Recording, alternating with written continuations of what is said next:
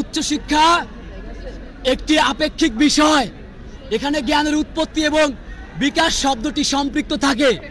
অত্যন্ত পরিতাপের বিষয়, বৃহত্তর শিক্ষা ক্যাডারের বিরুদ্ধে আমাদের কোনো অভিযোগ ছিল না এবং এখনো পর্যন্ত নেই।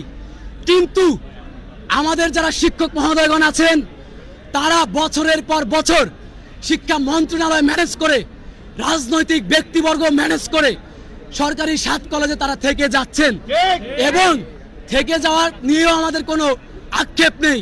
অত্যন্ত কষ্ট লাগে যখন উচ্চশিক্ষার ক্লাসরুমে ঠিকমতো শিক্ষক মহোদয়গণ শিক্ষার্থীদের চাহিদা অনুযায়ী লেকচার প্রোভাইড করে না। যখন শিক্ষক মহোদয়গণ শিক্ষার্থীদের মন মতো করে কোনো প্রকার শিক্ষা অ্যানালাইসিস না করে ক্লাসরুমে আসে, তখন শিক্ষার্থীরা যদি তার বিরুদ্ধে কথা বলে তখন তাদেরকে বিভিন্ন ধরনের নেতিবাচক মন্তব্য করা হয়। কাজেই আমরা শিক্ষক শব্দের বিরুদ্ধে এখনো পর্যন্ত আপনারা দেখেছেন কখনোই দাঁড়ায়নি। এই শব্দের বিরুদ্ধে কখনো দাঁড়ানো পসিবল না, সম্ভব না, তাহলে আমাদের অস্তিত্ব বিলীন হয়। কিন্তু রাষ্ট্র শিক্ষার্থীদের কল্যাণের কথা চিন্তা করে যে ধরনের শিক্ষক নিয়োগ ক্রাইটেরিয়া চালু করবে আমরা সেটাকে স্বাগত জানাবো। কারণ আমরা গুণগত মানের বিকাশ চাই। শুধুমাত্র ঢাকা শহরের প্রাণকেন্দ্র থেকে সার্টিফিকেট মার্কা একটি শিক্ষা জীবন নিয়ে আমাদের বিষণ্ণতা কাটছে না। অসংখ্য শিক্ষার্থীকে আত্মহত্যার পথ পিছনে ঠেলে দিয়েছে এই শিক্ষা সিন্ডিকেট, যারা গুণগত মানের বিপক্ষে, আমরাও তাদের বিপক্ষে। কিন্তু শিক্ষক শব্দের বিপক্ষে আমাদের অবস্থান না। প্রিয় সাংবাদিক বৃন্দ, আপনারা জানেন যে বিগত সময়গুলোতে শিক্ষা মন্ত্রণালয় প্রেস ব্রিফিং পর্যন্ত করেছে। তারা জানিয়েছে এগুলো যেহেতু উচ্চ মাধ্যমিক শিক্ষার জন্য অনেক বেশি সমৃদ্ধ, এই ক্যাম্পাসে উচ্চ মাধ্যমিকের স্বকীয়তা বজায় রেখে ডিসিপ্লিন আকারে বিভক্ত করে অনার্সের শিক্ষা কার্যক্রম পরিচালনা করবে। কাজেই এখানে কোনো শিক্ষার্থীর সাথে শিক্ষার্থীর সাংঘর্ষিক পরিস্থিতি হওয়ার কোনো প্রশ্নই ওঠে না। সেখানে মিথ্যা কথা বলে গতকাল আমরা দেখেছি একজন শিক্ষিকা, তিনি শিক্ষার্থীদেরকে বলছে যে ইউজিসি এখানে উচ্চ মাধ্যমিক রাখবে না, এমন নিয়ম করছে। যেটা সম্পূর্ণ মিথ্যা এবং ভিত্তিহীন ছিল। কাজেই উচ্চ মাধ্যমিকের শিক্ষার্থীদের সাথেও বিশ্ববিদ্যালয় মঞ্জুরি কমিশনের অ্যাপয়েন্টমেন্ট অধ্যক্ষ মহোদয় রেখেছে, যাতে করে কোনো প্রকার মিথ্যা বানোয়াট কথা না আসতে পারে। সামষ্টিক প্রেক্ষাপটে প্রিয় সাংবাদিক বৃন্দ, আমরা মূল দাবি রাখছি, যেহেতু অধ্যাদেশ হয়ে গেলেই সামষ্টিক সমস্যাগুলো মিটে যায়, সেক্ষেত্রে আগামী সোমবারের মধ্যে অবশ্যই শিক্ষা মন্ত্রণালয় কর্তৃক সুস্পষ্ট রোডম্যাপ অধ্যাদেশের সকলের সামনে পরিষ্কার করতে হবে। আগামী সোমবারের মধ্যে সুস্পষ্ট রোডম্যাপ পরিষ্কার না করলে এই শহরে 7 কলেজ শিক্ষার্থীরা বিগত সময়ের মতো করে ভয়ঙ্করভাবে রাস্তায় নামবে। কারণ আমাদের ভাইগণ, আমাদের আর পেছনে ফেরার সুযোগ নেই। শিক্ষার অধিকারের জন্য রক্ত দিতে দিতে আমাদের রক্তও এখন আর বের হতে চায় না। বাবা মায়েরা অনেক বেশি টেনশনে থাকে আমাদের নিয়ে। কাজেই চূড়ান্ত সমাধান অধ্যাদেশ এবং অধ্যাদেশের মাধ্যমেই সবকিছু পরিষ্কার করতে হবে।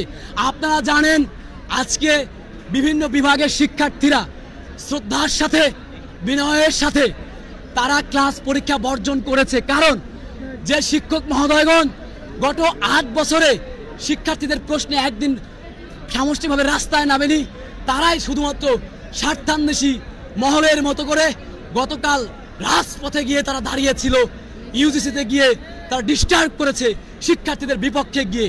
কাজেই এই শিক্ষার্থীরা যেহেতু কর্মচারী দিয়ে গতকালকে পরীক্ষা নিয়ে ওনারা রাষ্ট্রীয় বিধিনিষেধ লঙ্ঘন করেছে, কাজেই শিক্ষার্থীরা আজকে ইডেন কলেজ সহ ঢাকা কলেজ বিভিন্ন ক্যাম্পাসে তারা পরীক্ষা বয়কট করে, আপনারা দেখতে পাচ্ছেন এখনো পর্যন্ত চারদিকে স্লোগান হচ্ছে শিক্ষা সিন্ডিকেটের বিরুদ্ধে। এই স্লোগান বিস্ফোরিত হবে এবং একমাত্র আল্লাহ ছাড়া, রাষ্ট্রীয় বিধান ছাড়া শিক্ষার্থীদের নৈতিক দাবি থেকে কোনো প্রকারের অপরাজিত শক্তি আর পেছনে ফেরাতে পারবে না, না এবং না। কারণ শিক্ষা অর্জন করতে এসে আমরা আর কোনো রক্ত দিতে প্রস্তুত নই। আপনারা জানেন এই শহরে উচ্চশিক্ষার জন্য আর কেউ রক্ত দেয় না। এই ঢাকা শহরের মানুষ অন্য ক্যাম্পাসের জন্য একটা মিনিট কোনোদিন অসহ্য হয়েছে, তাদের ব্লকেট করা হয়েছে, কিন্তু গত 8 বছরে 7 কলেজ শিক্ষার্থীরা বারবার কেন রাজপথে যায়? তারা কি একবারও সমাধান করেছে আমাদের শিক্ষক মহোদয়গণ? তাহলে রাষ্ট্র যেখানে সুস্পষ্ট সমাধান দিচ্ছে, সুশৃঙ্খল সমাধানের পথে, সেখানে রাষ্ট্রের কাছে বাধা দিয়ে তারা কোন ধরনের সিন্ডিকেটের সেই কালো হাতকে তারা শক্তিশালী করতে চায়? আপনারা জানেন এক ক্লাসে 300-400 শিক্ষার্থী ভর্তি করা হয়। পৃথিবীর কোন নিয়মে আছে 300-400 শিক্ষার্থী এক ক্লাসে বসবে? তারা বলে উচ্চশিক্ষার সংকোচন। আমরা বলি গুণগত মান ছাড়া যদি শিক্ষা দেওয়া হয় তাহলে সেটা হবে উচ্চশিক্ষার সংকোচন। যদি গুণগত মানের উচ্চশিক্ষা দেওয়া হয় তাহলে সেটাই হবে উচ্চশিক্ষার প্রসারণ। কাজেই আমরা প্রসারণের পক্ষে, মানহীন উচ্চশিক্ষার বিপক্ষে, এবং শিক্ষা সিন্ডিকেটের প্রেসক্রিপশন যেটাকে উচ্চশিক্ষার সংকোচন বলছে, আমরা সেটাকে উচ্চশিক্ষার বিকাশ বলছি। এবং সময়ের সাথে সাথে তাল মিলিয়ে, আন্তর্জাতিক শিক্ষার সাথে তাল মিলিয়ে আমরা এই গুণগত পরিবর্তনকে সাদরে গ্রহণ করছি। তারা একটি কথা বলে যে এখানে অনার্স মাস্টার্সের শিক্ষার্থীরা সম্পৃক্ত। ফার্স্ট ইয়ার থেকে ফাইনাল ইয়ার মাস্টার্স প্রত্যেকটি শিক্ষার্থী এখানে আছে, এবং তাদের দহন দেখলে এই রাষ্ট্র যে কোনো সিদ্ধান্ত কালকে নিতেও বাধ্য হতে পারে। বরঞ্চ মিথ্যা প্রপাগান্ডা ছড়ায় এখানে মাস্টার্স অনার্সের শিক্ষার্থীরা। একদম ভুল এবং নেতিবাচক মন্তব্য, যখন তারা সঠিক যুক্তিতর্কে আসতে পারে না, ঠিক সেই মুহূর্তে মিথ্যা তকমা দিয়ে প্রশ্নবিদ্ধ করতে চায়। কাজে আপনারা সাংবাদিক মহোদয়গণের প্রতি আকুল আবেদন থাকবে, আপনারা ক্লাসে ক্লাসে প্রয়োজনে ফার্স্ট ইয়ার থেকে ফাইনাল ইয়ার পর্যন্ত সাক্ষাৎকার নেবেন। একজন শিক্ষার্থীও দেখবেন এই উচ্চশিক্ষা সিন্ডিকেটের পক্ষে কথা বলবে না। তারা সুস্পষ্টভাবে দেখিয়ে দিবে তার শিক্ষক কিভাবে করে নৈতিকতা বিসর্জন দিয়ে ক্লাসরুমে ঠিক মতো পড়ায় না, সিগনেচার দিয়ে চলে যায়। এটা কোনো শিক্ষার নিয়ম হতে পারে? আমরা চাচ্ছি গুণগত মানের পরিবর্তন। জনগণের ভ্যাট ট্যাক্সের টাকায় এদেশের মানুষের বেতন হয়, সরকারি অফিসারদের বেতন হয়। আমার শিক্ষক যখন বলে আমরা প্রথমে অফিসার তারপরে শিক্ষক, তখন কষ্ট লাগে তখন এই কথা ভেবে যে কিভাবে করে একজন শিক্ষক প্রথমে তাকে অফিসার বলে, তারপরে শিক্ষক বলে। আমরা তো এখনো পর্যন্ত প্রাইমারি স্কুলের শিক্ষককে দেখলে মাথা নত করে থাকি। তারা আমাদের বিরুদ্ধে অবস্থান নিল, তাদের কাছে গিয়ে মাথা নত করেই কথা বলি। তাহলে শিক্ষকদের মান তো আমরা সর্বোচ্চটুকু রাখছি, কিন্তু তারা কেন সিন্ডিকেট দ্বারা প্রভাবিত হয়ে শিক্ষার্থীদের বিরুদ্ধে মিথ্যা প্রপাগান্ডা ছড়াচ্ছে? আমরা এর তীব্র নিন্দা জানাই। উচ্চশিক্ষার প্রশ্নে আমাদের শিক্ষক মহোদয়গণকে এক এবং অভিন্ন থাকার আহ্বান জানাই। আবারও সত্যিকারের হুঁশিয়ারি দিচ্ছি, যদি আমাদের নিয়ে আর কোনো ব্যাডমিন্টন খেলা হয়, আবার কোনো অধিভুক্তি নামক অভিশাপে যুক্ত করার পায়তারা করা হয়, ন্যাশনালে নেওয়ার ন্যূনতম পরিকল্পনাও করা হয়, এই ঢাকা শহর সুস্থ থাকবে না।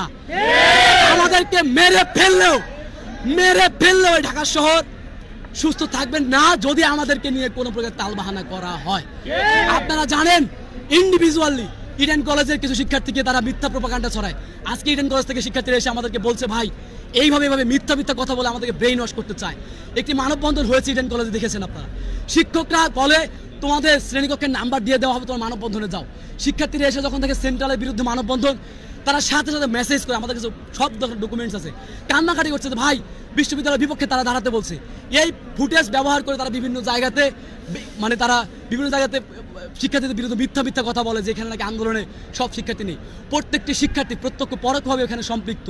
এবং শিক্ষার্থীদেরকেও বলে দিচ্ছি যে ভাই বোনেরা, যারা মিথ্যা প্রপাগান্ডা ছড়ায়, আপনাদের জন্য বিশ্ববিদ্যালয় মঞ্জুরি কমিশন, শিক্ষা মন্ত্রণালয় সবাই প্রস্তুত সঠিক ব্যাখ্যা দেওয়ার জন্য।